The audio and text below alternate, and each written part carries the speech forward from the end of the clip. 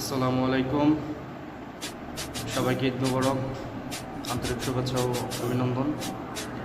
আমি ইব্রাহিম খলিলুল্লাহ। তাকাব্বাল মিন্না ওয়া মিনকুম। সবাইকে ঈদ উল ফিতরের শুভেচ্ছা। সবাই কেমন আছেন? আমি আলহামদুলিল্লাহ ভালো আছি। আল্লাহর কাছে অন্তরে অন্তঃস্থল থেকে অগণিত শুকরিয়া এবং মুবারকবাদ জানাচ্ছি। শুকর আলহামদুলিল্লাহ। এবং নবীর প্রতি দুরূদ পাঠ করছি।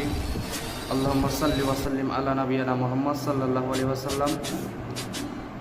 সবাই সবার অন্তরস্থল থেকে আল্লাহ তাআলা এবং নবীকে এবং আমাদের জাতির পিতা হযরত ইব্রাহিম আলাইহিস সালামকে ঈদ মোবারক জানাবেন ইনশাআল্লাহ।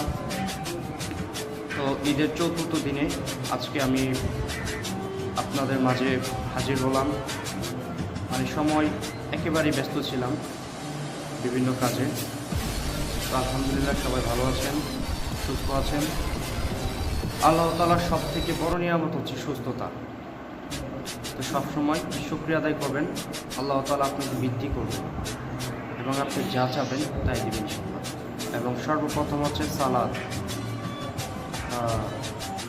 এই সালাদ ছাড়া কিছু করতে পারবেন না। সালাদ আর ইমান ও আমল শক্ত করুন।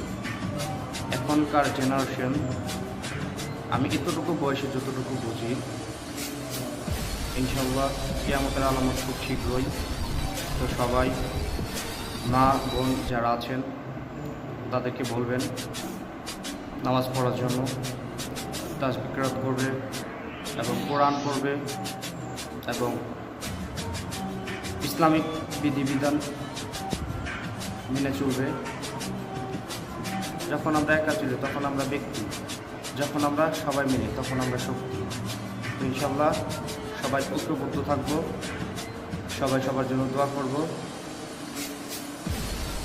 আল্লাহ তাআলা যেন সবাইকে দুনিয়াতে উচ্চ মাকাম করেন, আখিরাতে উচ্চ মাকাম করেন এবং জাহান্নামের আযাব থেকে মুক্তি দেন। সুবহানাল্লাহি ওয়া বিহামদিহি সুবহানাল্লাহিল আযীম। সবাই সুস্থ থাকবেন, ভালো থাকবেন। আল্লাহ হাফেজ। এবারের মতো আমি বিদায় নিচ্ছি। আসসালামু আলাইকুম ওয়া রাহমাতুল্লাহি ওয়া বারাকাতুহু।